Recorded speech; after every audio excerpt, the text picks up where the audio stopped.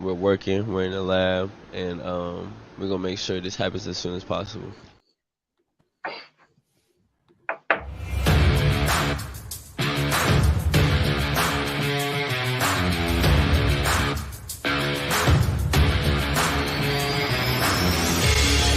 Welcome to an episode of the Sports Genes Into the Lab podcast,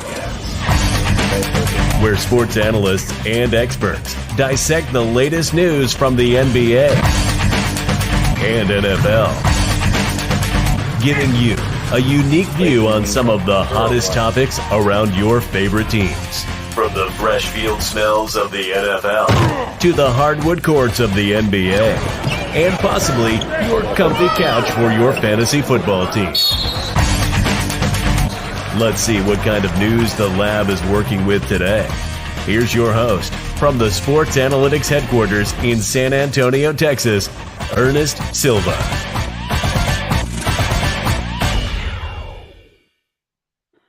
Merry Christmas to everybody who was celebrating this past week. Happy holidays, and we are on New Year's week. That is right, our New Year's edition of ITL. I am your host, Ernest Silva. Welcome to the Into Lab podcast. Very special Week 17 NFL Pick'em. Let's go over the cast and crew who are with us today. That's right, my co-host for Season 4. That's right, Kenny Cotterill. What is up, Kenny? Let's talk about the most relevant fantasy football take this week, and it's that I am in the toilet bowl final of the ITL Listener League, which means I have a chance to bring home a title this year. It's not the title that we wanted, but I could win a title this year. So looking forward to today. It is the title you deserve, Kenny. Congratulations on being in the toilet bowl. Joining us also, not in Bali, is Dre the Wise. What is up, Dre Rogers? Greetings, ITL colleagues and listeners from the magical and mystical land of Kathmandu. It is 7 a.m. and I'm live here after visiting the Ancient One, Dr. Strange, last night. My man Dre. It's never a dull moment for you, Dre, and I'm absolutely here for it. I'm glad to see you finally supporting the Packers. It just took you a little while. Last week you did. I went to a healing palace, and I made them do to get me going back on the Packer train, because I mean we've got a 3-game winning streak. I gotta start supporting my team. You know, Dre, we warned you last week. We told you that Green Bay was on a mission from God, and you told us we were crazy and that you guys sucked. And then this week you're like full Aaron Rodgers twin mode. Like you're out here looking just like him. I'm glad you're healed, buddy. You look good. I gotta start trusting you guys from now on. So, Coach Pina coming in early. I was robbed last week. Take it easy, Coach. We'll talk about the Listener League in just a second. We'll talk about the Listener League. Coming in like the wrestling man himself. That is right. Just Luke entering the fray. What's going on, brother? I know, coming in last minute like Kenny Pickens, George Pickens. You know. Wow. Get that dub. Emotional win for you guys this past week. Congratulations to the Steelers. I had no faith, but I should have known. I never picked against the Steelers. Yeah. Never picked against the Steelers. Powered by Blue Collar Media Group. Pick against the Raiders. That's true. I should have known better. Powered by Blue Collar Media Group, BCMG, of course. Thank you, guys. We hit the mid-season point for the show. Excited to go over some things. We're going to go strictly NFL today. Starting off with our round one action, right after we talk about what BCMG brings to the table and why we say better together. It's because we're a family here at BCMG. And so we're going to roll a bit of a clip for you so you can understand exactly what Blue Collar Media Group stands for as we go into 2023.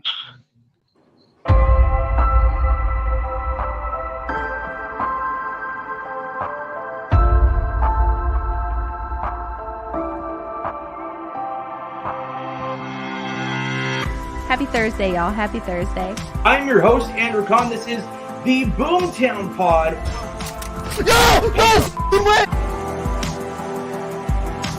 Add Into the Lab Pod is where you're watching today's stream. Stuck him! It is Blue Collar Game Day. I am your host. I got a kill! Welcome to episode episode 277 of the Official Butthole Podcast. Got it. Beautiful. Better together. Better together. We're better together. Better together. Better together.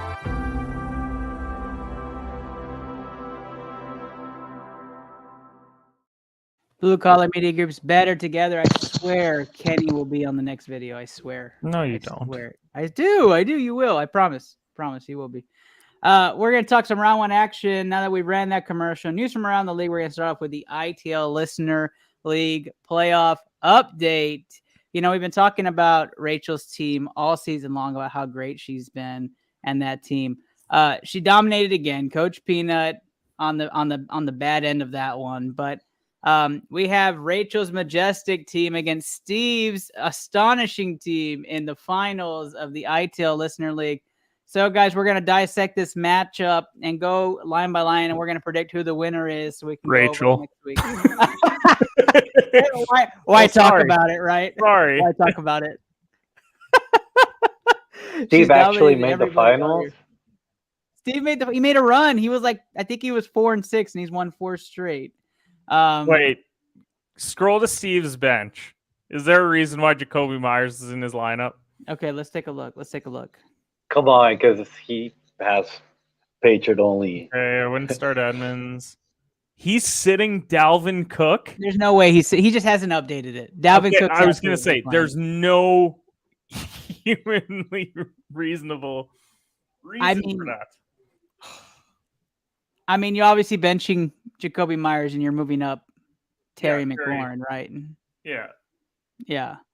And you're gonna No, he's not doing that. Oh man. That's all I would see you would want to change there. On the other side, DJ Moore is sitting. Oh, but her receivers are so good. Diggs, Waddle, Lamb. No wonder she made the final. AJ, Lamb, Waddle, Diggs. She destroyed Rachel by a million. Yeah, this is going to be an uphill climb for Steve. So underdog favorites there. Looks like 58% favorite for Rachel in this. Yeah.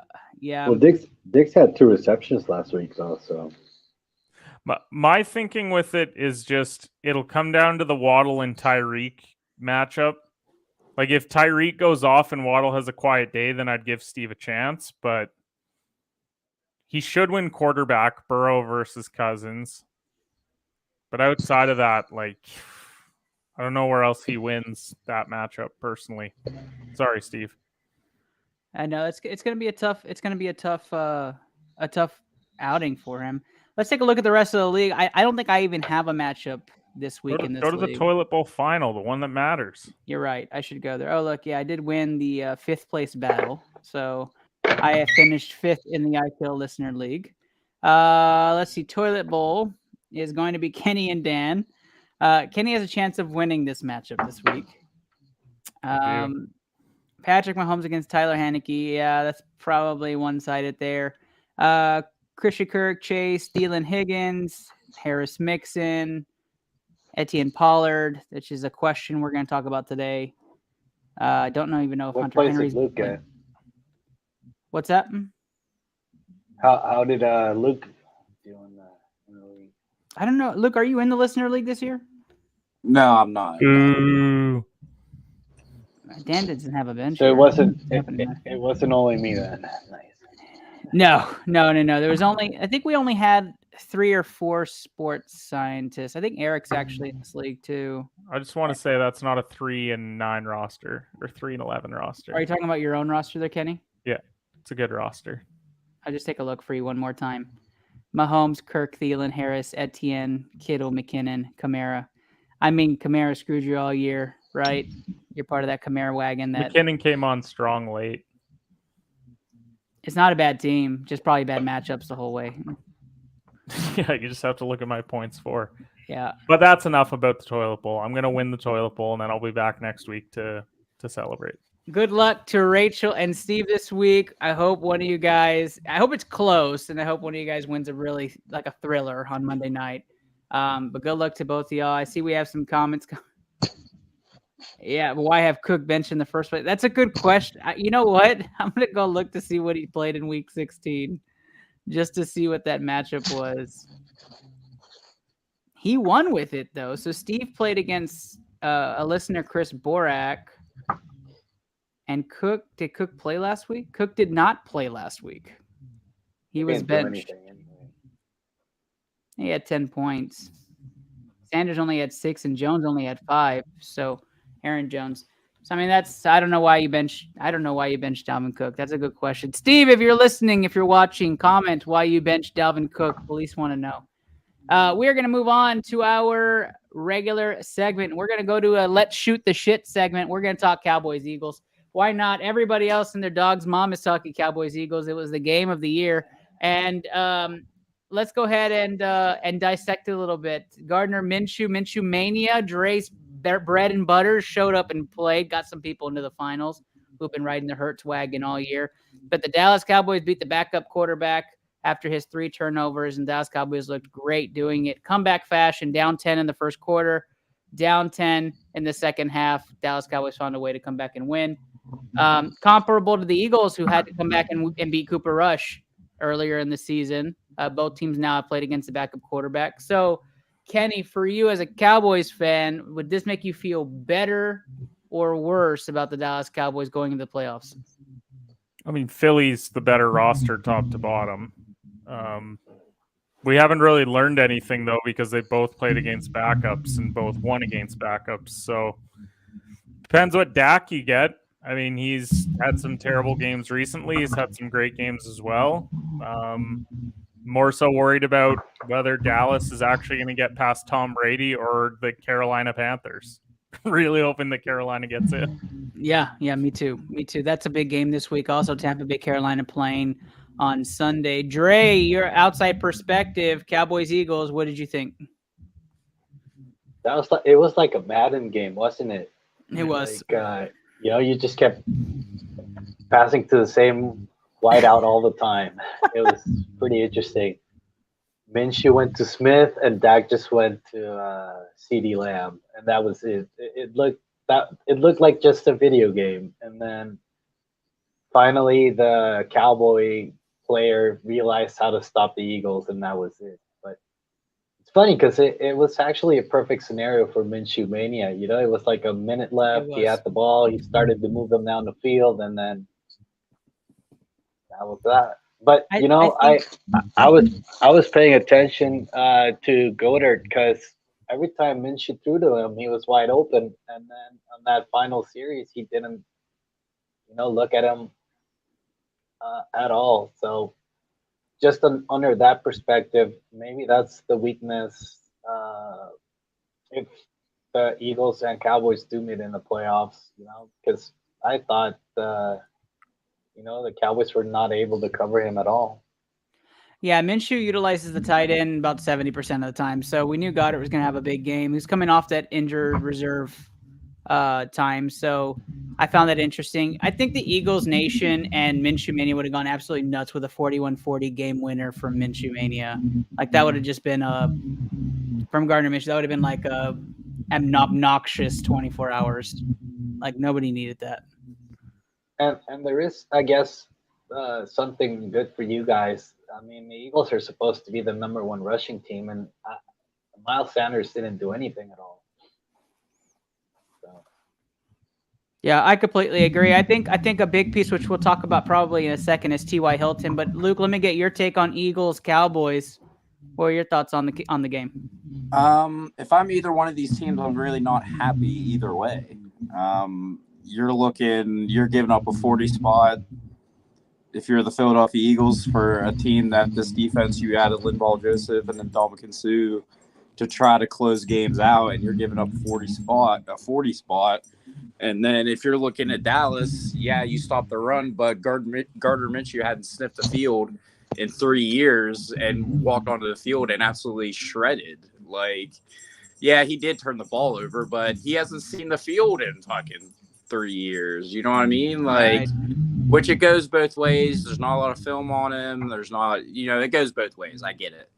But if these are supposed to be the 1-2 of the NFC, like, giving up a 40 and a 36 spot late at night. I mean, that's tough. I don't know which one it really showed more, but I think a lot of things change if Jalen Hurts is in there. He pulls a lot of those balls on those read options, and Minshew can't do that, and it changed the game completely. You know, without his legs, it changes that offense tremendously. Yeah, I could agree with that. I mean, there's things to take away from the offensive side of the Cowboys. For the Cowboys, right? You got to see Dak against the Eagles, which you didn't get before, and Dak looked fantastic. Other than the bad start, right? Dak looked fantastic with the offense. Well, he looked fine. He looked fine, honestly. After that interception, he settled in and got thing. My thing is with Kellen Moore, he just doesn't understand. Like, you don't need to do a rocket jet sweep, reverse back to Dak throw the ball. He's like, oh, we needed to take a shot on that play. Then get in the fucking eye and take a shot. You don't have to do a reverse back to Dak and Dak throw it down the field. Like, they ended up scoring on that drive, but like some of the play calling, like you can't do that in the playoffs. But like they don't know what they're doing going into games half the time. They don't know what their actual like point of attack is. Which is not great right there for you. in December.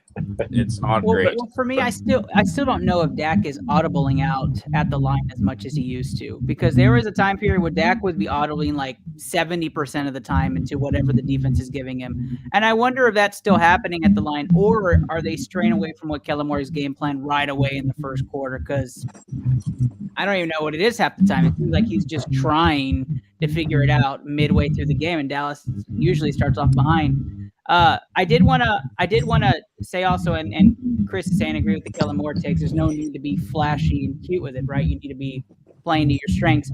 I did like the addition of T.Y. Hilton for two reasons. One, a big 4th and 8 call at midfield drew a pass interference on Darius Slay. That was huge for Dallas.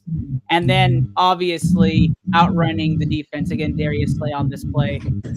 Outran him, got the 54-yard pass. And did Dak's arm look great on that throw or what, Kenny? It looks like a very healthy throw to me.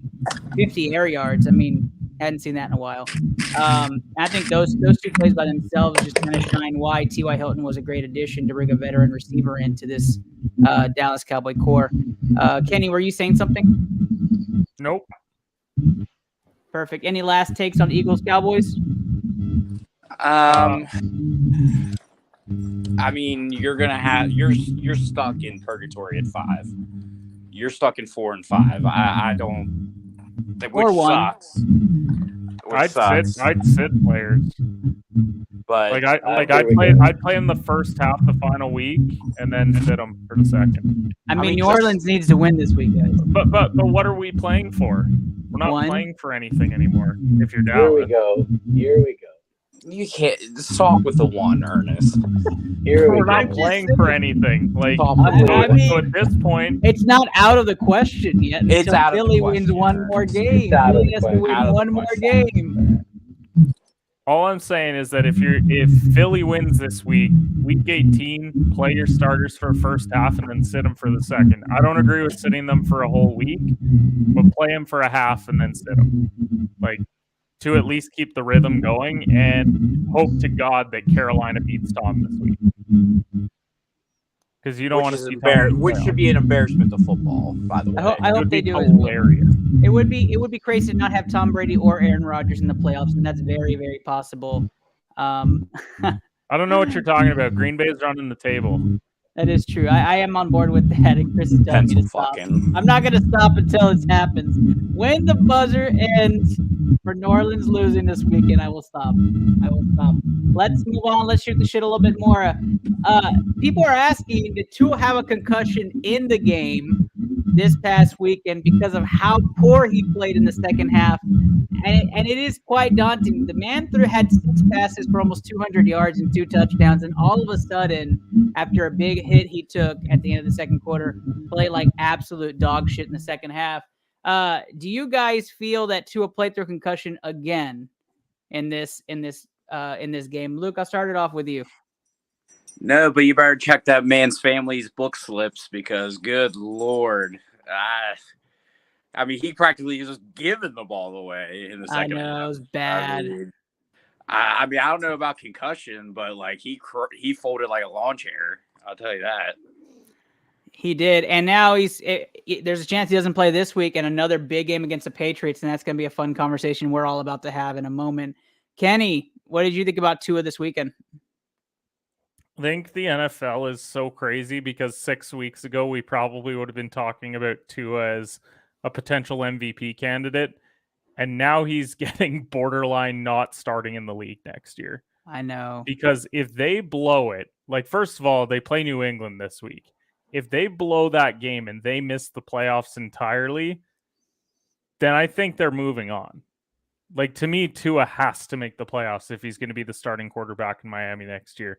There is no reason that this team should not be in the playoffs. With the year that Tyreek Hill is having and Jalen Waddle's having, you got the good run game, solid defense for the most part, and you're not going to make the playoffs in the AFC this year.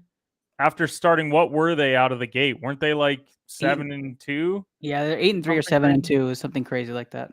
And you're going to miss. You're doing the reverse of what you did last year, which is start strong, finish terribly, instead of start terribly and finishing strong. Right. So I think that he is out of there if they don't make the playoffs. He will save his job though if they make the playoffs this year, because they would be hard pressed to move on from him unless he makes the playoffs and then has a terrible playoff game. But I mean, in the AFC right now, we're talking about Jacksonville likely being in, and then because I think that they'll get in over Tennessee. And then what's the other like wild card teams that we're talking about that could potentially get in? Other than New England, you're looking at New England, then the Jets. Okay, well, Mike White's starting, so that might be the best thing that could happen to the Jets because somehow Zach Wilson got benched twice in the same year. The only teams left other than that are the Steelers and the Raiders. Who do the Steelers finish out with? Come on, Luke, you got to know that. The Steelers have in Baltimore. Yep. Okay. Doable. How many are at home? Both doable. Yeah, Cleveland's not playing for anything, are they? No, not after last week. They got eliminated last week. They're out. So at that point, they're not playing for a whole heck of a lot except spoiler. And Baltimore, they're already in, are they not, after they won? They did. They clinched last week. So they may sit guys. Yeah. Depending on where the division's at. It is quite possible to finish after the abysmal start we had. But coach of the year. The Steelers, with as bad as they were at times this year, will be in the playoffs over Miami. When you compare the two rosters, it's like outside of TJ Watt and like Pickens and Najee, like you're not looking at a lot with this group compared to what Miami has. That's crazy. And they traded for this year. Yeah. Well, let me ask you guys this. Right now, Fitzmagic or Tua? Oh, you're going there, hey? I just have to know. What, in a one-game playoff? I'll be honest, after I saw Fitzmagic's Christmas sweater, Fitzmagic all the way.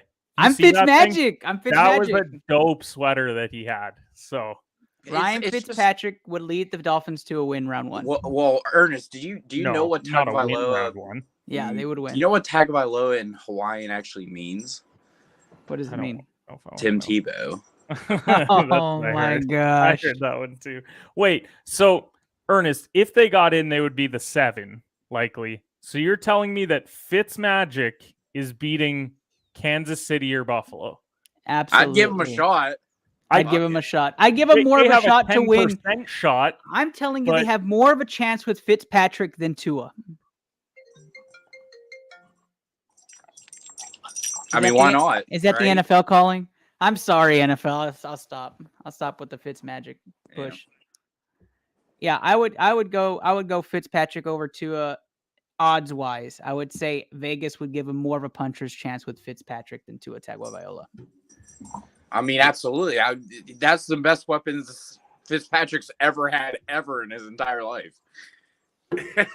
Give it to him. I'd even take Case Keenum. No, you wouldn't. I would. I'd take Case Keenum right now. Okay, I would take but would Case you Keenum. would you have taken Keenum when he had Diggs and Thielen?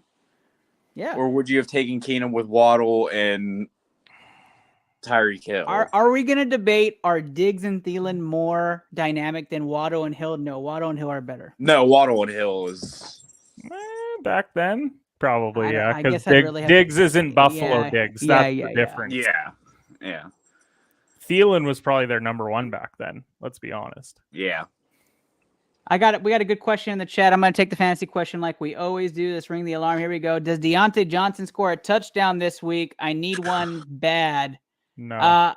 Watching the usage rate, it's gone down, but I did like the target share he had this past week. I don't know, Luke, you're the expert on the team. Probably not, because he loves to run backwards, not forward.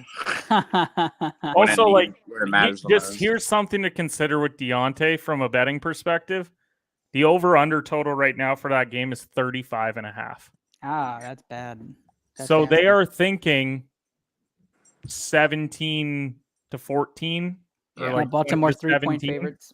3-point favorites. So you're looking for 2 touchdowns from Pittsburgh, one of which will probably be Najee. And then you're one's banking Najee, on... the other one's probably going to be Pat. Yeah, honestly. like you're... God, I hope so. It would either be Pat or it would be Pickens or it would then be Deontay. Like, to me, Deontay's the third guy to get the touchdown. Yeah. So I wouldn't bank on it. Let's move on to our final Let's Shoot the Shit segment, brought to you by Taquito Express. We can get all you tacos for $8.99. All right. The Rams actually look good with Baker Mayfield. I just thought we might as well make the statement the Rams actually look decent with Baker Mayfield, and Denver looks like absolute garbage. Denver is that fucking bad. I mean, the Rams look like a Super Bowl team after that outing. Think about how bad you have to be as a head coach to get fired in your first year before the end of the year. Wow. And only 5 coaches in NFL history have now had that happen, one of which was Urban Meyer. Wow. It's just... So is Russ that bad, or is this just the coach is that bad? It's the coach. Honestly, I think it's the coach, because when you really look at it, I mean, that dude took, first of all, I stopped watching it after the 5th sack he took. And then I started to watch the routes that they're calling, and I'm like, well, fuck, I don't know what you want this guy to do. They're running goes. That's all they're running. They're not running anything else. You know how bad the coaching is? The Broncos make the playoffs if Jeff Saturday started the year as their coach. No. Absolutely. No. Absolutely they do. No, but I think you could name 20 coaches that could take them to the playoffs this year with that. Yeah. Well, it's Sean Payton's now. It's Sean Payton and Vic Fangio. Well, no, because when we lose out in the first round, then we're getting Sean Payton. He's coming to Dallas. Yeah. Yeah. But then Mike McCarthy needs to get hired somewhere, and it's the old boys club of the NFL. So then Mike will go to Denver, and then he'll revitalize Russ, right? That's it. No, honestly, yeah. I think this is the tough part, though. Is first of all, no one's trading for Russ. Right. No one is taking the chance that Hackett was just that bad. So if you're Denver, you're stuck. You're not cutting him either, because you don't gain anything by cutting him. You have to hire a head coach that has experience. No more of this this offensive coordinator that was in this system, we're going to bring him in as a first timer. This is a win now group with the roster that they have. So go and win now by getting a coach that can take you there in year 1. I don't know who that coach is until I see how the hirings and firings go. But, I mean, you have to at least give it another shot with Russ. You've got too much invested in this. Your draft situation, you sent Seattle your draft picks along with Noah Fant. So, I mean, honestly, I'm one more year. Don't be surprised if it's Todd Haley. Yeah. I really wouldn't be surprised. I mean, he needs a chance back at the NFL. But it has to be an offensive-minded coach, because you cannot bring in a defensive guy and be like, Russ, figure it out. Obviously, correct, because it's going to be a bidding war for Sean Payton. Yeah. But I don't think his thing is he wants Vic Fangio as his defensive coordinator, and Vic Fangio already got ran out of fucking Denver once. I don't... The only defensive coach that I would consider hiring, but I don't know if the NFL will allow it after everything that happened, would be Brian Flores. Yeah, the Steelers. That's their guy. He ain't going nowhere. I know, but if they came to him, then I think he's now in purgatory. And that's where I he is. mean, like, I think with everything that happened, he's now a coordinator from here on out because no team will let him go in front of the media anymore. Yeah. Completely agree. And Chris saying that the teams are going to have a bidding war for Sean Payton. They absolutely are. He's already building his staff. I don't know what the bidding war is. Jerry's going to throw millions of dollars at him after we get first round bounce by Tom Brady. It's fine. All the tax money in the world goes to Jerry Jones and the Dallas Cowboys. Let's do our huge shout outs before going to playoff headlines and then our NFL pick'em for week 17. First, huge shout out, JJ Watt set to retire. Congratulations to JJ Watt, absolute stud in the NFL and a player to emulate for all young players everywhere. I mean, I know Plus Walker, Chris Borak, he's commenting. He's a huge fan of JJ Watt, followed him from the Texans to the Cardinals. I know that if there's anybody you want to emulate as far as defensive player, it's JJ Watt. We had this debate in a side message, but I might as well bring it to the screen. If we had to think about where JJ Watt goes from here, do we think he stays in the NFL circuit? Is he going to be a coach, commentator? What would be your guess if you had to say JJ Watt does this the year after he retires? Where would you go, Kenny? Commentator. I think that he's an incredibly bright, well-spoken guy. He's a great person, first and foremost. Like Walter Payton, Man of the Year. You think about all the things that he's done in the community when he was in Houston and everything. Like, this guy's a first ballot Hall of Famer for me. When you're a three-time defensive player of the year, should have been an NFL MVP as a defensive player that one year in Houston where he was catching touchdowns and scoring them on the defensive side. Like, but seeing him, I think he is commentator more than coach. Not all great players make great coaches, but I think he would make a great commentator just how well spoken he is. So that would be the route that I would think he would go. And I think that networks would throw the bag at him to be one of their guys. Luke, where do you think he goes?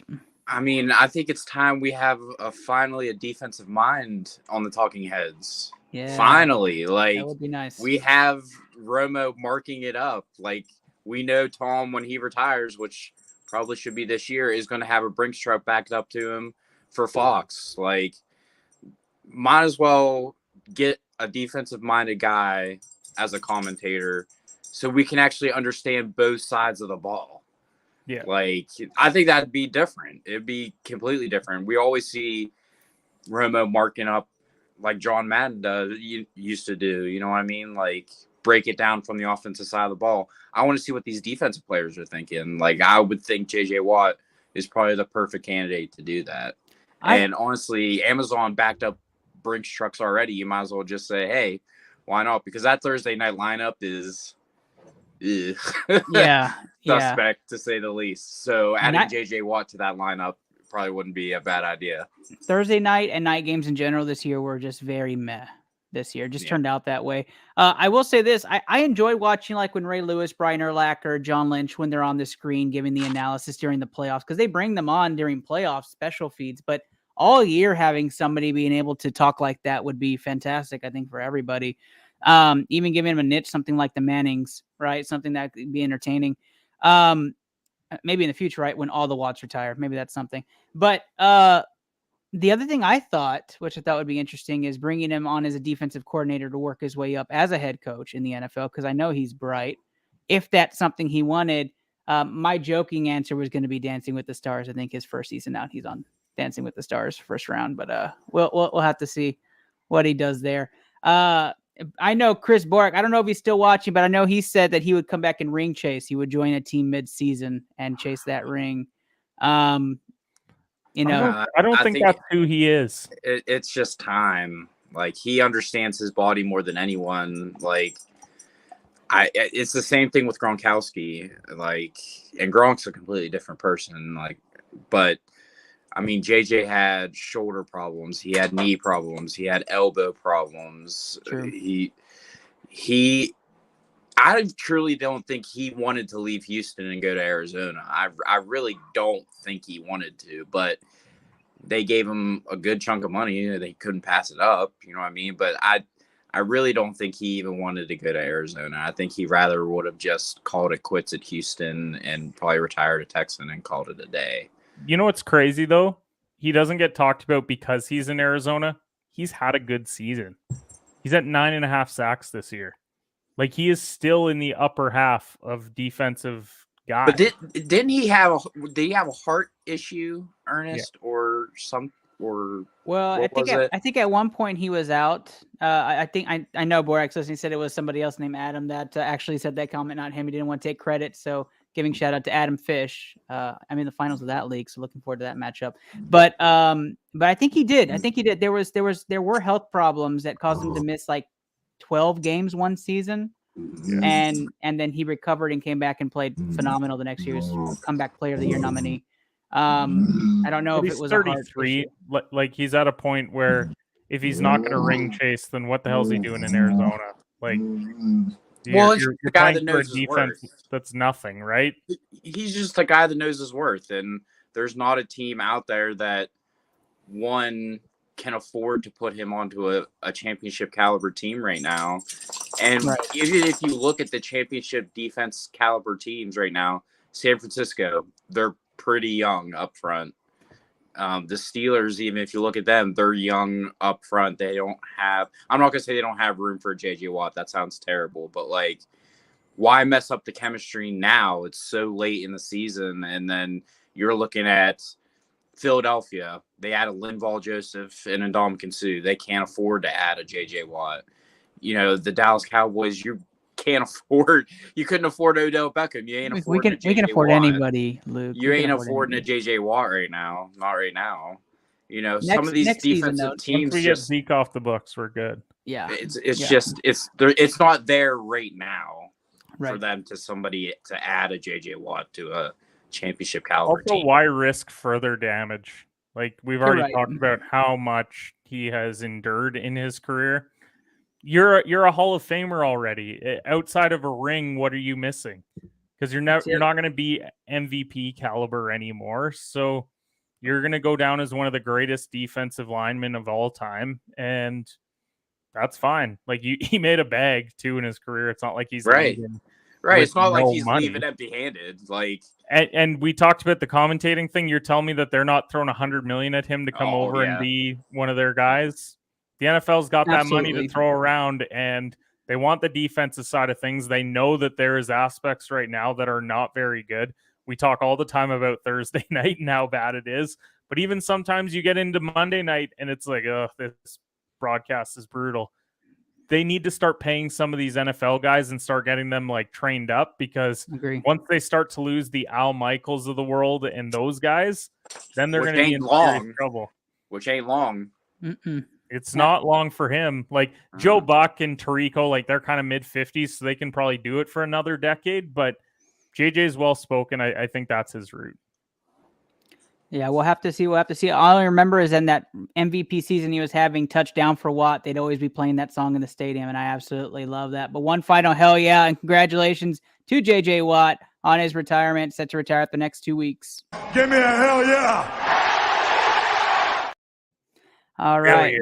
Our last huge shout out. The Los Angeles Chargers finally make the playoffs. Congratulations to y'all. I know you guys were absolutely excited, but you're going to lose this week, and we'll talk more about that later. Derwin James. We're not going to talk about the hit, but if you haven't seen it, go look it up.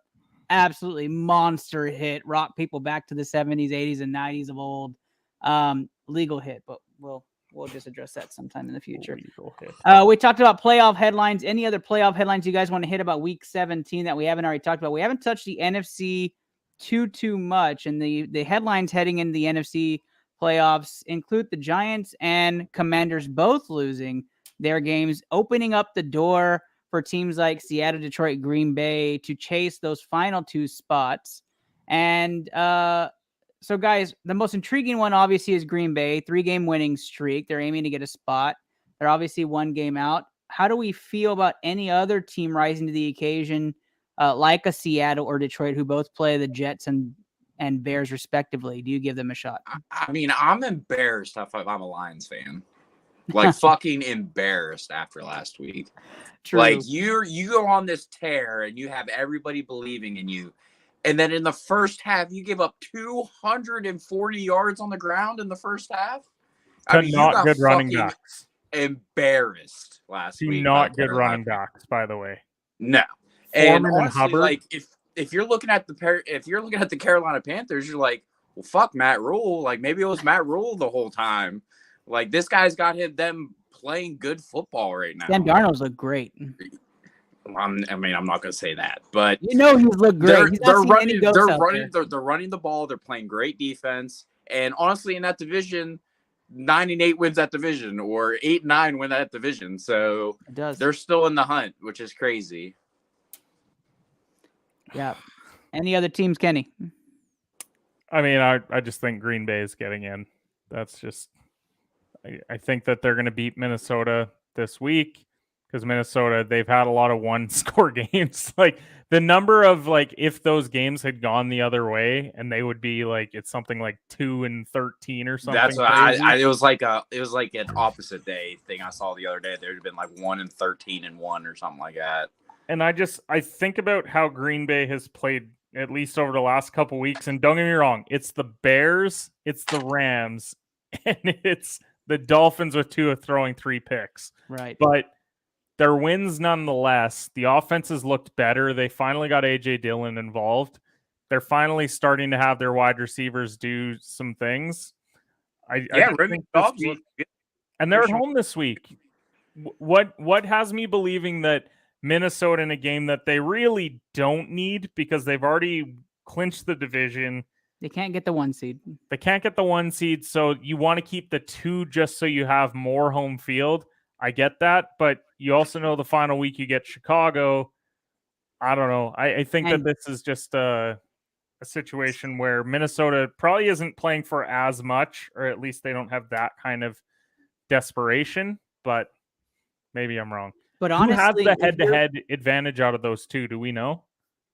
With who and who? Minnesota and San Fran? It's Minnesota. Okay, so Minnesota has to win 1 game and they get the 2 seed. Right. So even if but they do lose, you want the 2 they get seed? Chicago. Do you want the 2 seed? Hear me out. Do you want to you get Green Bay? Do you want Green Bay or do you want Daniel Jones and the Giants?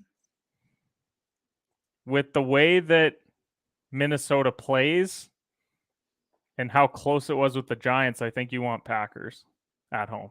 I don't know anymore. I don't know if I trust prime time Kirk Cousins against Aaron Rodgers. Well, I don't trust him in either situation, to be perfectly honest, because I think we all Jones. I think that Minnesota is like Dallas of the last couple of years. You see them get into the playoffs, and it's like, okay, but how big of a threat are they actually? I don't care if they get in by 1 game or if they're 13-4. Right. Do we really trust them to go and win a playoff game even at home? That's what we thought last year with Dallas against San Fran. They shouldn't have lost that game, but we're like, well, you know what? It's Dallas, so they'll probably lose that game, and they did. So I kind of think that's the same with Minnesota. You can't keep winning all these really close games and then get into the playoffs and have long-term success. They needed to have some sort of wins along the way where you're like, oh, okay, that's the Minnesota team that I believe in. And they haven't had it. I guess we'll have to see the New York Giants finish up against the Indianapolis Colts at home, and then the Eagles, who probably will be resting everybody that final week if they haven't clinched. Did the Giants need to just win 1? Just win 1 and they're in. So that would be their win this week. And for the Commanders, they play Cleveland and Dallas. And the Commanders just need to win 1? The Commanders need to win both. Oh, yeah. Well, that's not happening, so we're good there. Yeah. Well, they probably will play against Cleveland, but if Dallas doesn't have anything to play for... Yeah, they might get our backups, but I still trust Cooper Rush over... Who's even going to start? Is it going to be Heineke again? It is Heineke right now. That's what's listed currently. Did you guys watch that game against San Fran? Yeah, that was bad. Ugly. Carson Wentz got plugged in because they thought we had a better shot at coming back with him. Yep. All right, guys, that wraps up our round 1 segment. We're going to go right into our NFL pick'em in round 2. But have you heard about Blue Collar Media Group's Stream Team? The BCMG Stream Team had a wonderful Call of Duty tournament series end in December where the winner hosted up $600 check. We're going to talk about all those wonderful streamers with this great video. And we're going to go right into NFL Primetime Pick'em and then our fire round picks to end tonight's episode. Let's go over to the stream team and see that update.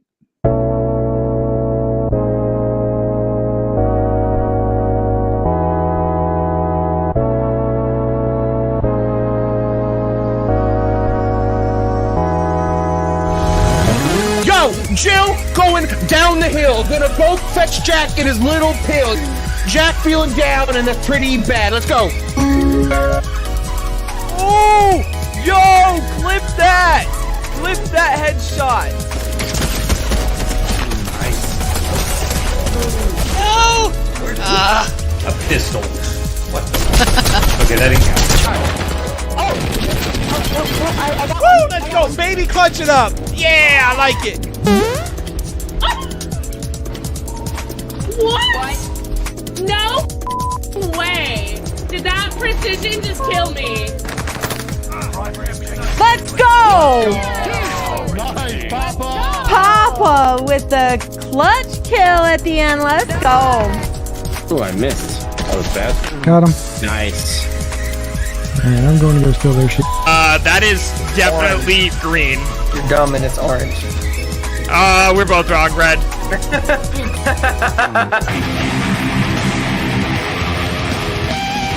I could get that solo if I tried it a couple times, but we'll come back to it. I'm fucking dick right now. Holy shit. Like, I fucking suck right now. Yeah, I can tell.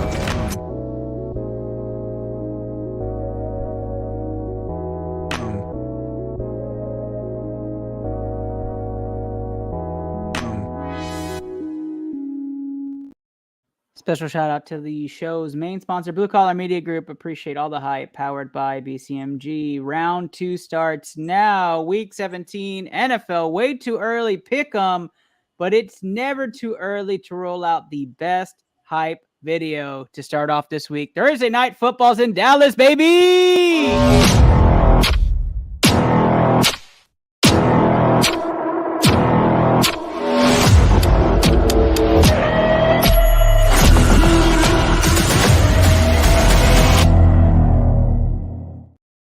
America's team, Dallas Cowboys, 10.5-point favorites against the Tennessee Titans. That line jumping 4 points after Derrick Henry was said to not be playing this week. I'm seeing already the finger wave. I'm definitely a Dallas pick. We all know that. Kenny's saying he is as well. Luke, are you taking the Cowboys? How we'll take that spread, though. Yeah. I mean, I'll take Dallas, but 10.5 is a joke. So I would play 6.5. Yeah. Kenny a full touchdown against Malik. Yeah, I'm taking that as well. Dallas 6.5 is fine for me. Actually, Ernest, for the first time ever on Pick'em, what if instead of taking the spread for the Pick'em, we take the over? What's the over right now? 40. Oh, I'll take the over all day. Like, we can even buy it down a point because we are already going to buy 4 points here. Here's one better, down Kenny. to like 38.5. Here's one better. Both. Give me Dallas minus 6.5 and over 40. Okay, now we're just getting absurd. Okay, minus 6.5 and over 38.5. The Dallas Cowboys will score at least 27 points in this game. They've been averaging that much at home. Yeah, I can't put both together. We got to pick one. Okay, go with the over. That's the better pick. Over 38.5. Yeah. There we go. And the Tennessee Titans will be able to run the ball, but without Derrick Henry, won't be able to run the ball enough. We saw Dallas staunch up on the defensive end last week. And I believe Dallas wins this game pretty easily. And we're not really doing anything. Dallas is trying to win the division still. Any other thoughts or processes on the Tennessee Titans before I move on? No. Malik, my balls sucks. Dallas by a million. New Year's Day brings us Patriots versus Dolphins in our second primetime game, the noon game. Patriots 2.5-point favorites at home against the Miami Dolphins. Let's go around the room. Kenny, who you have in this game? I feel like I'm going to get shot, but like Dolphins? What if Tua doesn't play? Who's their backup? Given that question, do you still pick the Dolphins? Come back to me. I'm looking up the backup. Hold on. I'm going to have it for you right now. Is it Teddy Bridgewater? It is Teddy Bridgewater. It is Teddy B. Give me Miami. Kenny says Miami with Teddy or Miami Tua. still has the better quarterback if Teddy plays. Why have we not been calling the Miami backfield TNT this entire season? Oh, like that absolutely has to be the name of that backfield. I feel like it's just who vultured a touchdown this week. All right, so whether it's whoever of the TNT, Kenny is saying Miami. Luke. Yeah, Miami. I am taking the Patriots this week. Oh, whatever. No, you're not. I am taking the Patriots. You miss Steve. I'm taking the Patriots to win this week. I think the Patriots win. I think we do. Why? And the Dolphins finish audible. and clinch the last spot next week. Why? That's what my prediction Hold is. on. What did you see last week from the Patriots that say they can beat the second half team? for the Patriots last week was relatively decent. The defense stepped up. Special teams played well. Other than the fact that Mac Jones is terrible, everything about the Patriots was great in the second half last week. And I think that carries over. And they're at home. I'm going to take them in the cold at home against Miami. I don't. We're going to talk about this. Oh, yeah. I know we will. But I am taking New England to win this game. So no BCMG guarantee. We're not adding it to the ticket unless somebody throws a veto in there. And if not, we're moving on. He already did. I vetoed it already. You vetoed already? Okay. Yeah, I haven't vetoed Miami's on the ticket. Miami money line has gone the BCMG parlay. Oh, here, Kenny, just for you. I vetoed it before you put out that BS Patriots pick. Let's move on to 3:00 game, New Year's Day, Seahawks versus Jets, in which both teams absolutely need to win. It's in Seattle, 12th man. Roll it around, Kenny. Who you got? Jets. They got Mike White this week. Mike White, defense Jets. And Mike White. Sign me up. There we go. We got Mike White, Jets. Who you have, Luke? I'm not watching this game. Nobody should be watching this game. Nobody should be watching this game. I'd rather be violently hungover than sit on the couch and watch this game. This is not the worst game of the week, though. I know. I guess Jets. When's Russ play? Yeah. I guess Jets. Give me the Jets, I guess. You got the Jets. I am going to go with the Jets as well. The defense is just absolutely fantastic. I think Mike White gets enough points. Seattle struggled. No Lockett again this week. They've struggled since Lockett's been off the field. I don't care if it's the 12th man or the 15th man. It's absolutely Jets. That's a 17-14 game. 1,000%. Absolutely. But you can, if you're following along, Jets -2 is what's going to be put onto the BCMG guarantee. Wait. Kenny wanted to add something. Kenny. Given we think it's going to be a close game, should we not go safer with the money line? I mean, I want more money, but if you do, yeah, let's go. You're taking it from -115 to -130. You're not losing a lot, but you could save a ticket in case we get 21-20.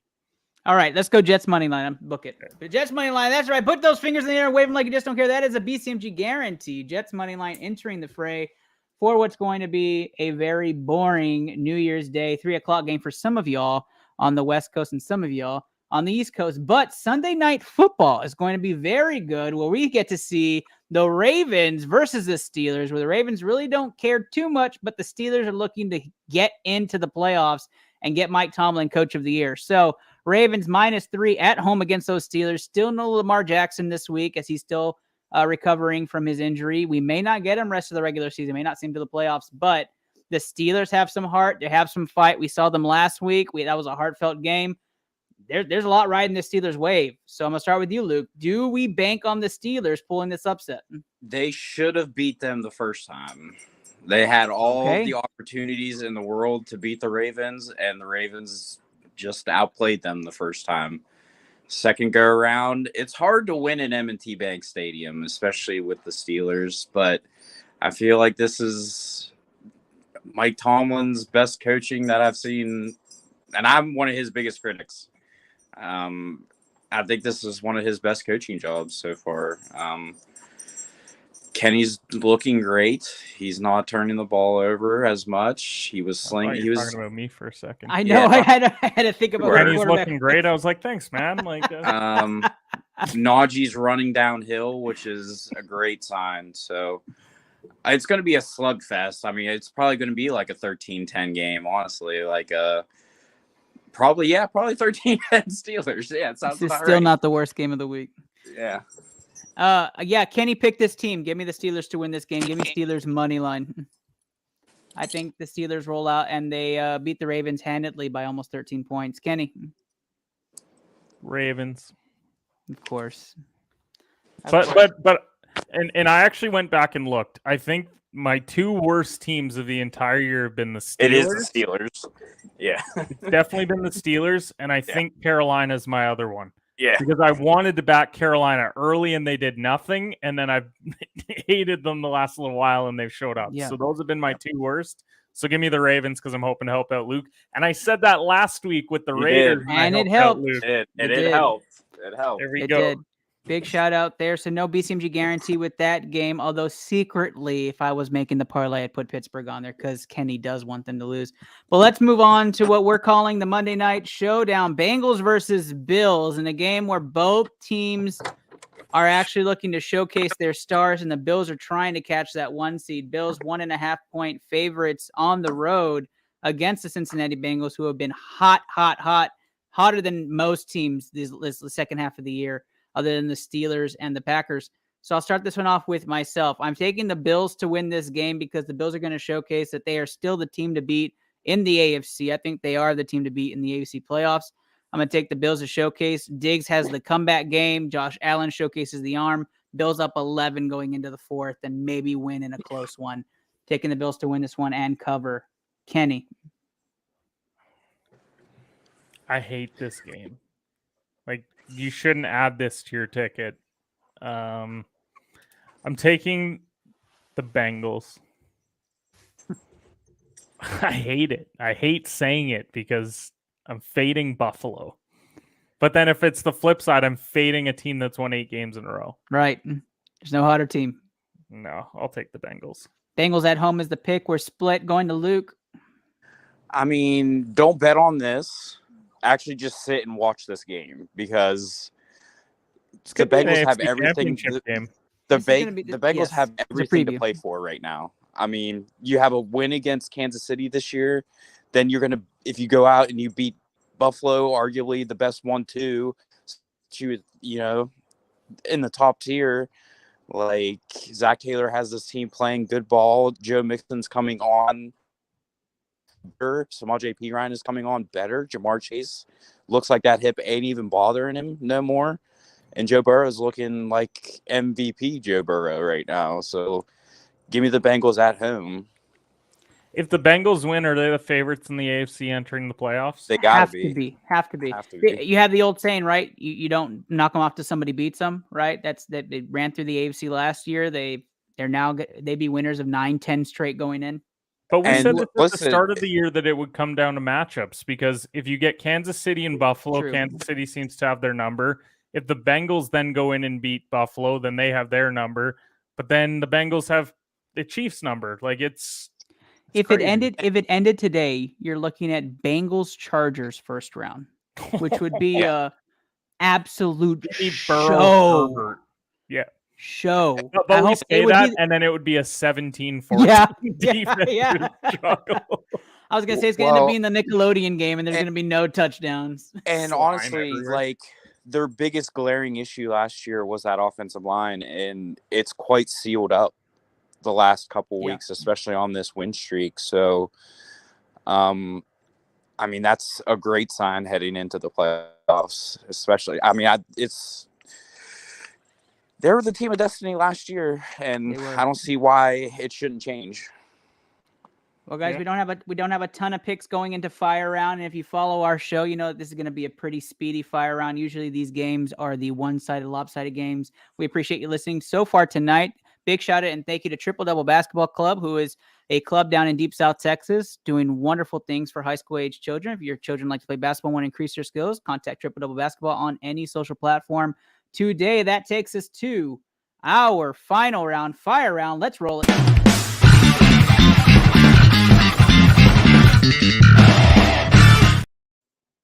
Wow, big cutoff. All right, Fire Round is going to start us off in the wonderful land of Detroit. Detroit Lions -6, 6-point favorites against the Bears. Detroit did not look very good last week. Kind of put up a dud. very Jared Goff-like. And the Bears kind of rolling with Justin Fields coming back from his injury. I'll start this one off with you, Luke. Luke, start us off with fire round. I'm going to go with the Lions this week. I'm taking Lions as well. Lions to win this one. Kenny. You know what? Give me the Lions as well, but just the money line. My wife just passed me an alcoholic beverage. If you guys didn't know it already, whenever we have three of the same picks and there's only three of us on the show, that is a BCMG guarantee. So wave those fingers in the air and wave them like you just don't care. I got Luke doing it. Kenny's opening his beer. He'll get his finger up there. There it is. No, she made a Moscow Mule. Oh, wow.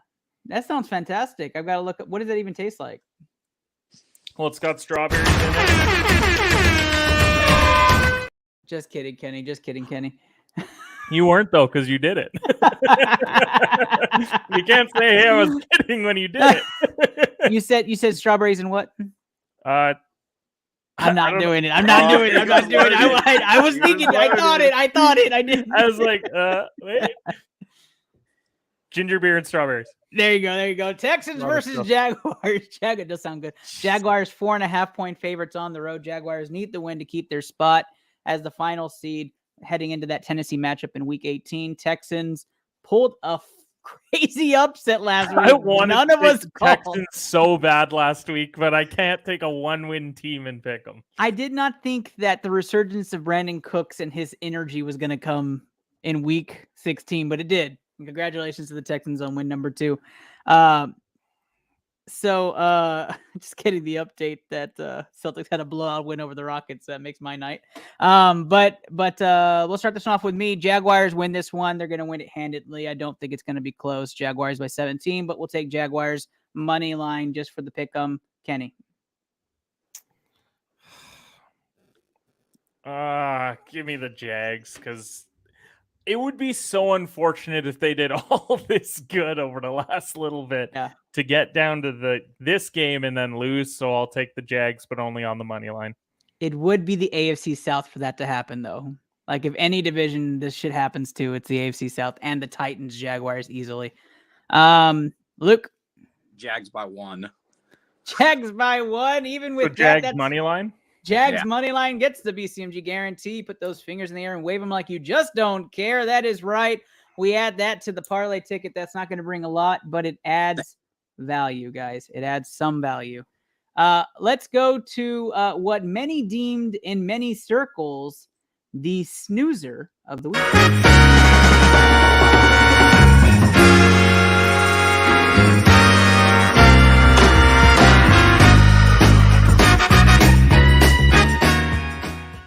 Many people with Kansas City Chief fantasy implications will be watching this game intently for a quarter and a half. And then when the score is 27-0 and it looks like a preseason game, everybody will be looking at what the next regional game coverage will be, hoping there's a good one on. Kenny, you start us off on this one. How do you see this game happening?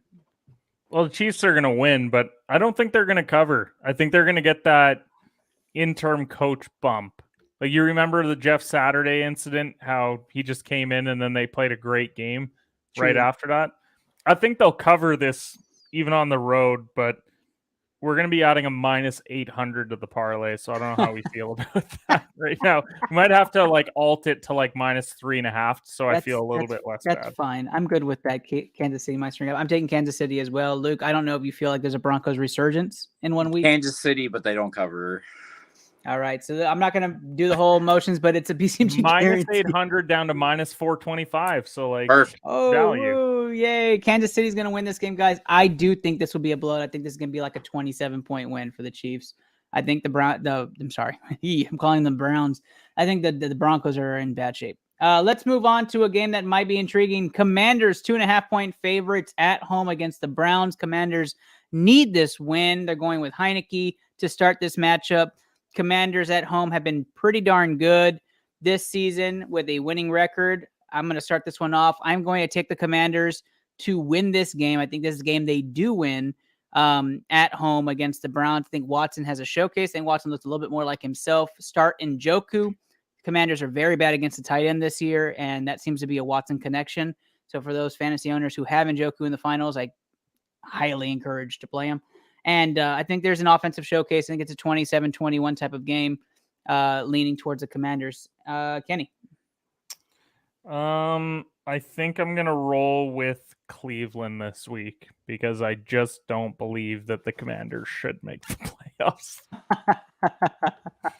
There are a lot of teams If that we're should talking not about make the Taylor playoffs. Heineke making the playoffs and we're gonna have potentially no Tom Brady and no Aaron Rodgers, there's something wrong with the world.